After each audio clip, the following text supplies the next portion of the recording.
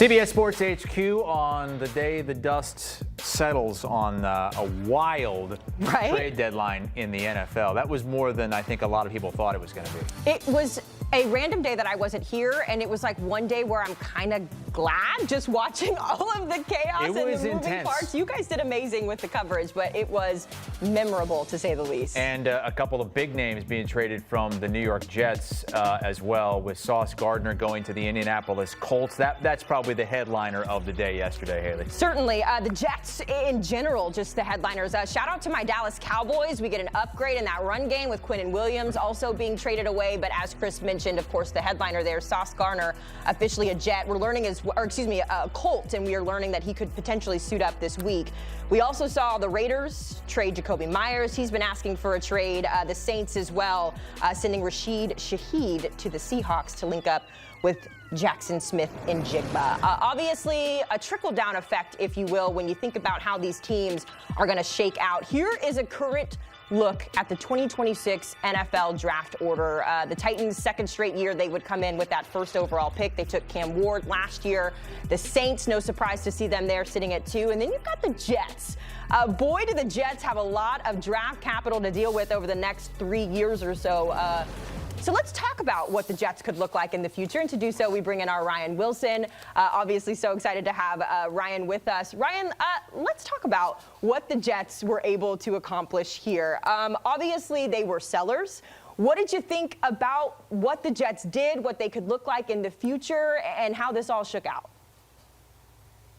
Hey, Haley, good to see you. Like you and Chris, I was shocked at how quickly things developed, and that ball got rolling downhill in terms of the names flying across the ticker that were traded and moved, because they just signed Sauce Gardner to a huge deal. He is a cornerstone of that defense, as is Quinnen Williams, who is only 27 years old. And both those guys are now playing for teams, Sauce for the Colts, who are in first place, and Quinnen playing for a better version of the team that he currently left. The Cowboys sit here at 3-5-1. But it tells me, and it tells anyone who's even half paying attention, that the Jets are hitting the reset button, not with a gentle tap, but they're banging the keyboard on the reset, because they're just starting over. They now have 5 first-round picks over the next few drafts. You can see it here. 3 second-round picks and a third-rounder. So 9 picks, day 1, day 2. The next 2 years, you can virtually do anything you want to find the player that you need to fix your program. We'll see what that looks like. And look, here's the thing. They were not going to win a lot of games with Sauce and Quinnen out there, and that defense had not admittedly played well with Sauce and Quinnen out there. So you might as well get while the getting's good. And I'll just say this. You know, Rick Spielman is our buddy, and he's an advisor on the Jets roster. He was in a position a few years ago, back in 2016, when Teddy Bridgewater got hurt just before the season, and he had to trade for Sam Bradford. And it cost him a first-round pick because Howie Roseman knew that Rick didn't have any options at quarterback, so he got charged a premium. That's exactly what the Jets were able to do, especially with Sauce Gardner, because the Colts desperately need a cornerback. They are fighting. They're top of the division and top of the conference. They are fighting to make a deep playoff run. They were able to get those 2 first-round picks. So that's a huge win for a Jets team looking down the road. We'll see what that looks like over the next 2 months. Probably not great, but it sets them up for success if they can get these draft picks right when they happen. Let's talk about, like, way down the line, big picture, because we just showed the graphic. They kind of look like the Oklahoma City Thunder in the NBA with all of these first-round and even some of those second-round picks, too. But, Ryan, a lot of them are coming in 2027. So bring us up to speed with the class of 2027 in terms of what this team could look like and some names that really could impact this Jets team. Yeah, I know where you're going, Haley. We're going to live in a world where no matter what happens, we're going to have to talk about Arch Manning. He's played well the last few weeks. I hope he returns to school, because I don't want to talk a lot about Arch Manning this draft cycle. But next draft cycle, that will be a conversation. And the 2 names you see at the top of this list, Ryan Williams, who struggled with drops, is certainly a high-end player, and Jeremiah Smith. Those are 2 other guys you could target. Also 2 big needs for the Jets. Some other quarterbacks that are going to be available, DJ Lagway, Dylan Raiola, who's been injured now. I think his season's going to be over. Dylan Stewart, Cam Coleman, Colin Simmons, the edge rusher out of Texas as well. Lenore Sellers is probably coming back to school. He may end up transferring, so he could be a name to keep an eye on.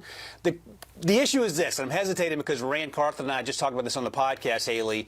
If you love a quarterback in this class and you're picking top 5, and it looks like the Jets will be, you have to take that quarterback. You can't plan for something 12 months in advance when there's so many uncertainties if you're eyeballing an Arch Manning, for example. So if you love Ty Simpson, I would take him if he's in this draft class if you like him.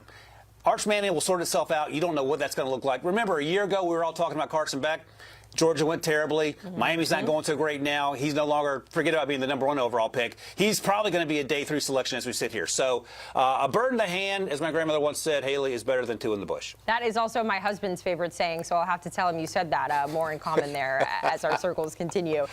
Ryan, you know me. You know at some point you and I are going to talk about the Dallas Cowboys, so let's do it right now. Obviously, the Micah Parsons trade still looming over this team. It was interesting as well leading into the trade deadline, listening to Jerry talk on Stephen A's podcast about, I've got this big trade. I don't know if we're going to pull the trigger. Normally, as Cowboys fans are like, okay, whatever, that's Jerry speak. But he actually did something with it. We've got Quinnen Williams helping us out there on the defensive line. I'm just curious, just Quinnen Williams and Kenny Clark and maybe some of the assets that they got throughout the trade process, is that enough, in your opinion, to make up for that Micah Parsons trade at the beginning of the season? And that's a great question. They also got Logan Wilson for a 7th rounder, I think, from the Bengals. He'd been looking to get out of there for a while, the linebacker. But I'll tell you what producer Jack said to me earlier. The Cowboys weren't one Micah Parsons away from being a good defense. They needed about 4 or 5 Micah Parsons on this current defense just to be average. So they very well could end up winning this trade by virtue of the fact that the defense was so bad, one player wasn't going to save them. Kenny Clark is a really good football player. We know that Quinnen Williams is one of the best interior defensive linemen in football. And now you have all this draft capital, the 1st and 2nd round pick, by virtue of the Quinnen Williams trade going the other way. But now you're in position with the 2 first-round picks in this draft class, I should say, to continue to build this defense. And I did a mock draft prior to the trade deadline on Monday, and I had the Cowboys pulling the Falcons from last draft. They took 2 edge rushers.